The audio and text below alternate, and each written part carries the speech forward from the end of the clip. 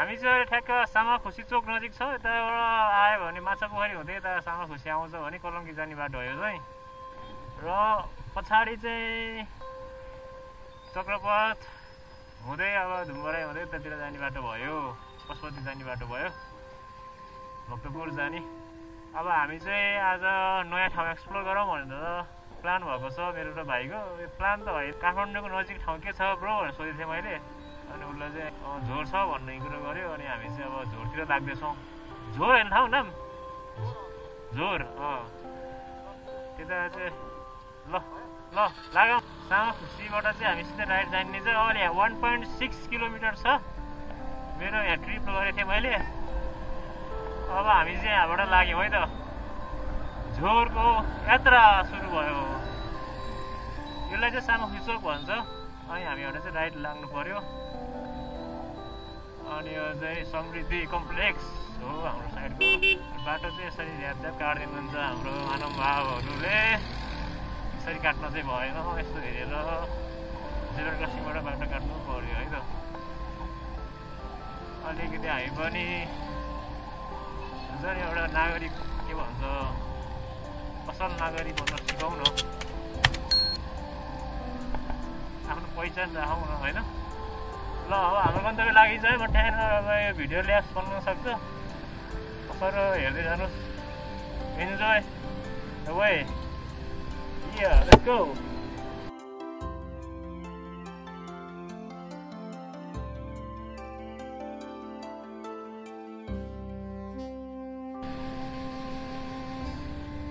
जहिले पनि हामी चाहिँ कतै यात्रा गर्नु छ भने चाहिँ लुकिङ ग्लास चाहिँ एकदमै हेर्नुपर्छ है। एकदम ध्यान दिनुपर्ने भनेको चाहिँ यहाँ चाहिँ यहाँ मात्रै होइन जहाँ पनि फलो हो रुल्स हो। आफ्नो लुकिङ ग्लास चाहिँ ट्याक्क पछाडिबाट देखिँदैन। लेनहरू यसो हेर्नु पर्यो। अनि अगाडिको चाहिँ आफ्नो भाइलाई क्लियर गर्नु पर्यो। त्यही हो।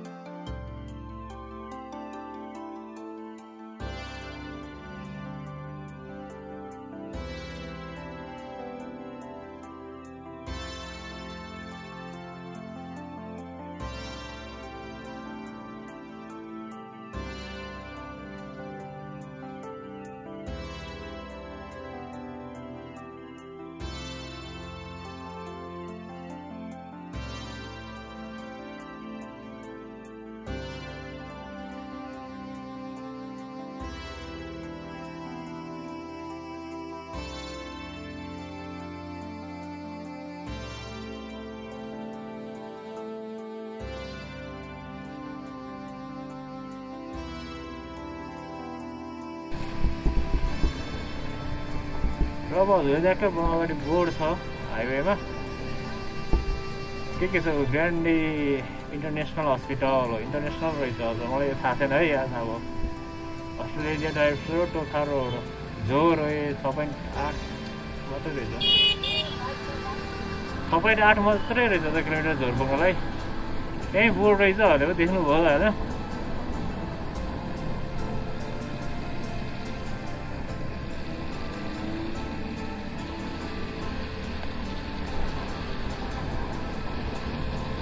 हामी त्यस्तो हाई स्पिडमा चाहिँ हिँडेको छैन। आनन्दले हजुरलाई यसो देखाउँदै बिस्तारै हिँडिएको छ। बाटो पनि खाँचेर आएको छैन। साँचुरो छ। मान्छेहरू यस्तो उहाँलाई चाहिँ भ्याट कहाँबाट बिचबाट बाटो काटिदियो भने पनि डर छ कि। यस्तो जेब्रा क्रसिङबाट बाटो काट्दाखेरि चाहिँ एकदम बेस्ट हुन्छ। हामीलाई पनि सजिलो हुन्छ। मान्छे यहाँबाट काट्छ है भन्ने थाहा हुन्छ नि त। अनि हामी आफ्नै सुलले हिँड्न पनि पाइन्छ हाइवेमा।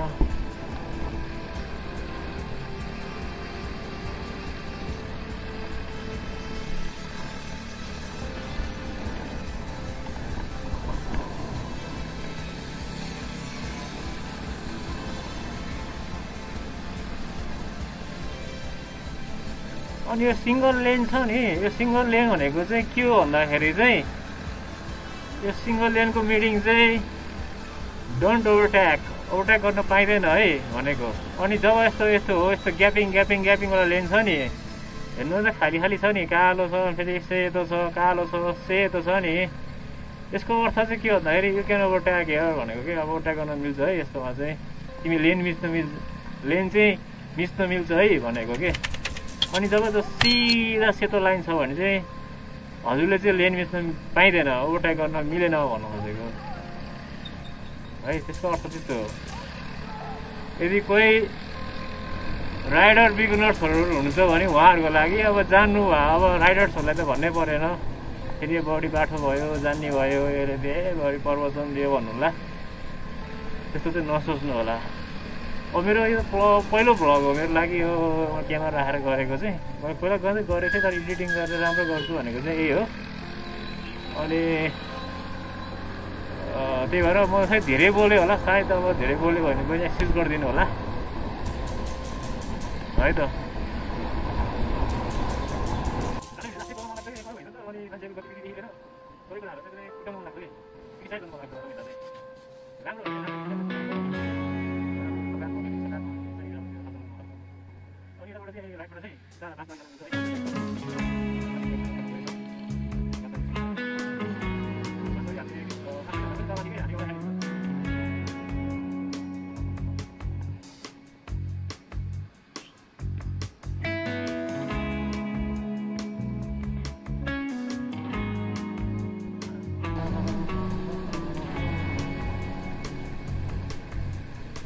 रमाइलो इन्ट्रेस्टिङ चाहिँ यहाँ रहेछ ल है।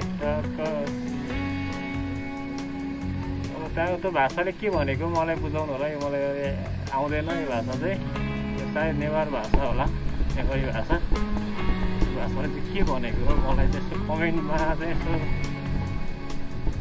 बुझाइदिनु होला ल, कमेन्ट गर्नु होला के भनेको त्यो भाषाले। कहिले नेपाली साथीहरू त्यो हेर्नु कुरो चाहिँ के हो, नेपाली ड्रेस भयो, नाइस कल्चरहरू पनि रहेछ यो।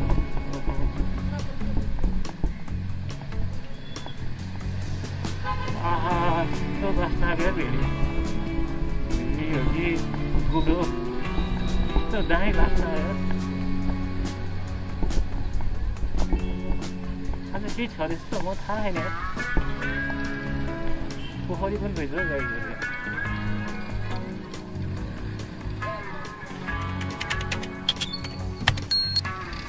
पुरा आज के हो र,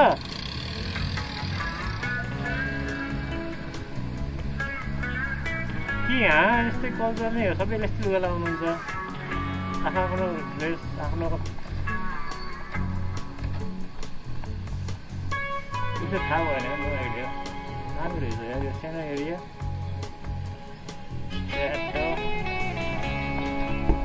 आफ्नो पोसाक झर्काएर होइन, यस्तो हेलमेट चाहिँ लाउनु पऱ्यो है गाइजहरू, यस्तो हिरो घर चाहिँ कामै छैन। मान्छेले जसले हेलमेटको लागि नै हिँड्छ नि, म त अचम्म लाग्छ उसैको लागि, सेफ्टीको लागि हो। अर्को पनि त्यस्तै फेला पऱ्यो। यहाँ चाहिँ दादा भइन् जस्तो लाग्छ क्या, हेलमेटको लागि नै हिँड्यो भने चाहिँ। एउटा चाहिँ कि कसैले चिन्दैन मलाई, अनि हेलमेट बोलेर यसो हेलमेट टाउको देखाएर हिँड्ने म के बोलिने यो विषयमा।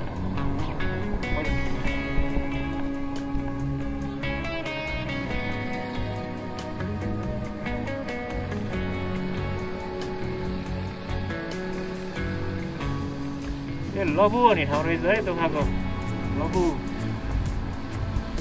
लबुको नि केही अर्थ होला है सायद, कस्तो यो इङ्ग्लिसबाट सुन्दाखेरि चाहिँ होइन लभ यु भने जस्तो सुनिँदो रहेछ। लभ यु रहेछ, लबु रहेछ, लबु मतलब लभ यु। डुबुटोल विकास समिति।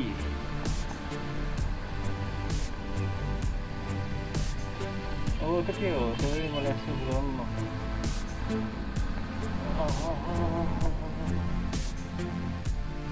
भिल्ली टारबाट जानु पऱ्यो है माथि, यता तल आएको बाटो पनि रहेछ, झुक्किनु भएन। यता जग्गाहरू टम्म खाली रहेछ, टक्क हिल टाइपको रहेछ नि त। रमाइलो ठाउँमा आउँदैछु म। है डाँडा रहेछ मलाई चाहिँ किन यस्तो नेचर चाहिँ साह्रै मनपर्छ गाइस है मलाई चाहिँ नेचर चाहिँ यस्तो मनपर्छ कि होइन छुट्टै लगाव छ क्या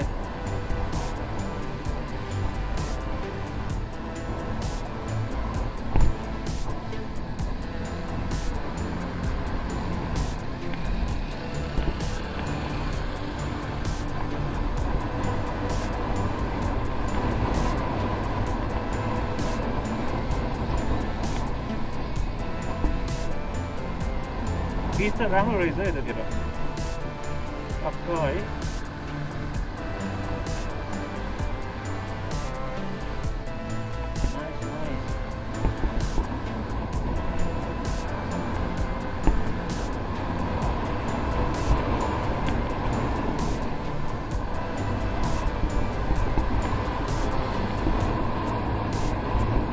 खुल्ला रहेछ आनन्द आयो पेट्रोल पम्प पनि रहेछ है यहाँ हजुर यसो ला पेट्रोल छैन म पुग्न सक्दिनँ भन्यो भने पेट्रोल पम्पको पनि सुविधा रहेछ हरि पेट्रोल पम्प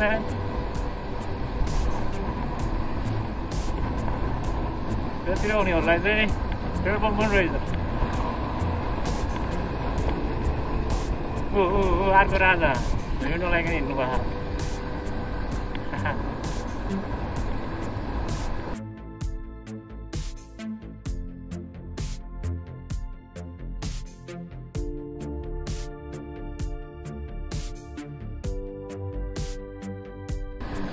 मेरो साथी धेरै अगाडि पुगिसक्नुभयो उहाँले चाहिँ खाली देख्नै हुन्न खालि खोटारिसक्नुभएको एक्सिलेटर अर्को उसको कम्पिटिसनमा छ अर्को पल्सर उसले फलो गरिरहेको छ पल्सरले पनि नाइस नाइस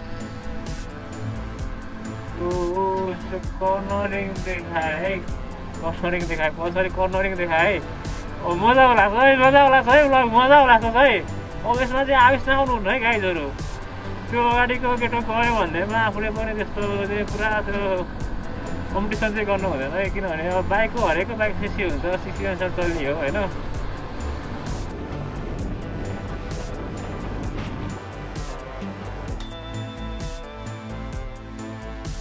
यो चाहिँ एक्सिडेन्ट भएको क्लिप हो जुन चाहिँ हामी गएपछि भएको घटना हो सेम लोकेसनमा त्यही भएर मैले अपलोड गर्नु मन लाग्यो please be safe ride all the riders Please be safe.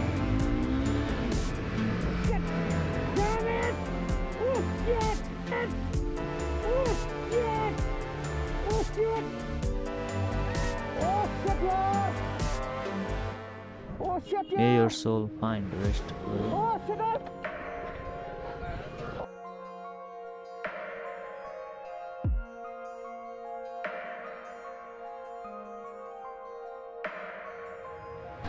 Pulsar चाहिँ बतिसकेछ जस्तो लाग्यो मलाई चाहिँ म चाहिँ एकदमै स्लो नै छु अब यस्तो टर्निङहरूमा चाहिँ खाल्टो खुल्टी आउन सक्छ क्या टर्निङहरूमा चाहिँ एकदमै ध्यान दिनुपर्छ नेपालको रोडमा चाहिँ यस्तो टर्निङहरूमा चाहिँ एउटा खाल्टो मात्रै छ भने पनि लडियो क्या एकदम केयरफुल हुनु पऱ्यो है उहाँले चाहिँ ट्याक्क टेक्नु रहेछ टर्निङमा राम्रो हो बाटो दामी टर्निङ रहेछ ब्रो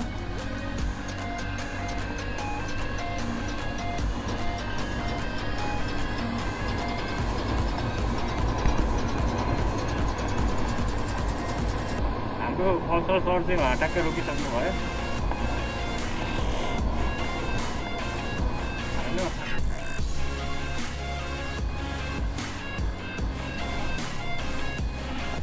यस्तोमा चाहिँ अब हेर्नु ठ्याक्कै ब्लाइन्ड हो कि अब त के आएको थाहै हुँदैन यस्तोमा चाहिँ ओभरटेक गर्नु भएन है त्यो गाडी ट्याक्कै आइदिन सक्छ त्यो बेला चाहिँ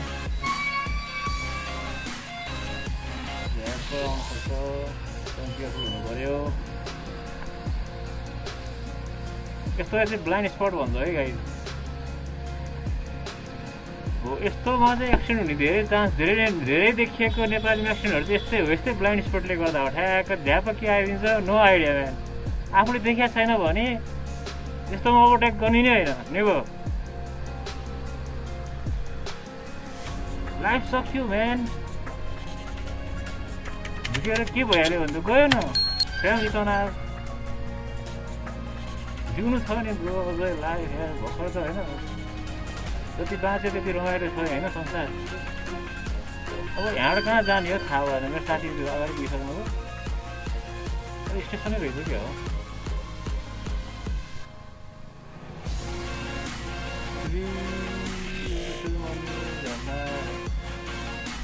माथि नै देखाएको मेरो साथी माथि नै पुग्नु भयो कि यस्तो थियो म झुक्छु एउटा चाहिँ बाहिर सोध है बुवा यो झोड झर्न जाने कताबाट हो ए बाटो हो झर्न जाने बाटो ए त्यही त म कन्फ्युज भयो क्या त्यहाँबाट गयो रहेछ ल हस् बुवा ल शुभ दिन ल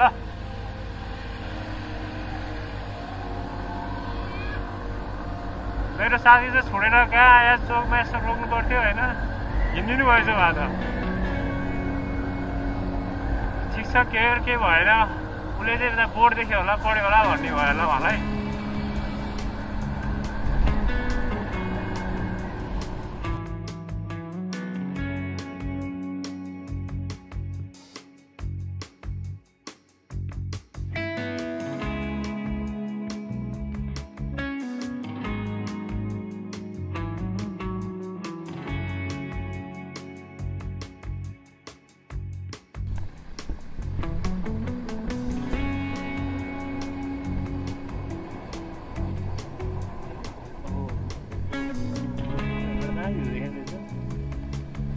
बाटो चाहिँ हल्का कन्स्ट्रक्सन भइरहेको रहेछ सायद पहिरो गएको थियो अरे तलबाट बन्दै रहेछ ऊ मेरो साथी त उहाँ माथि पुग्नु भएको लाग्यो गोलबारी हामी अहिले ठ्याक्कै गोलबारी भन्ने ठाउँमा आइपुग्यौँ है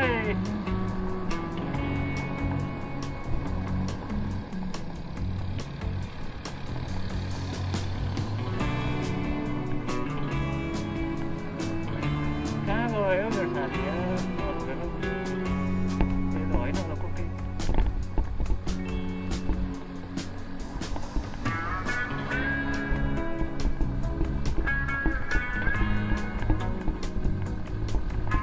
एउटा गाडीले गर्दाखेरि त्यो ब्लाइन्ड स्पटमा ठ्याक्क मेरो साथी अगाडि बढ्नु पऱ्यो त्यसपछि म पछाडिको भएँ अब म हजुरले माथिबाट सिधै भ्यू देखाउँछु ल मेरो यहाँको भ्यू चाहिँ त्यहीँ देखिने क्यामेरा भेटेसम्म चाहिँ हजुरलाई म उता देखाउने छु मेरो साथी यहाँ हुँदो रहेछ देखियो मेरो साथीलाई देखियो यहीँ हो फाइनली हामी चाहिँ झो झर्नको लागि आइपुग्यौँ भने नि भएन नजिकै हो ए तल झर्ना चाहिँ त्यो चाहिँ के शिवपुरी पर्छ जङ्गल चाहिँ सही ल हामी कतिमा आइयो त है अब कतिमा थियो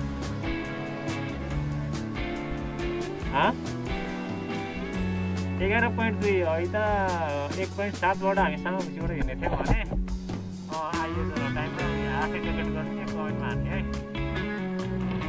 कतिमा आइएको रहेछ भनेर चाहिँ यहीँ राख्ने हो गाडीको स्कुटर चाहिँ के हुन्न स्कुटर यहीँ राख्ने हो फिक्स हुँदैन नि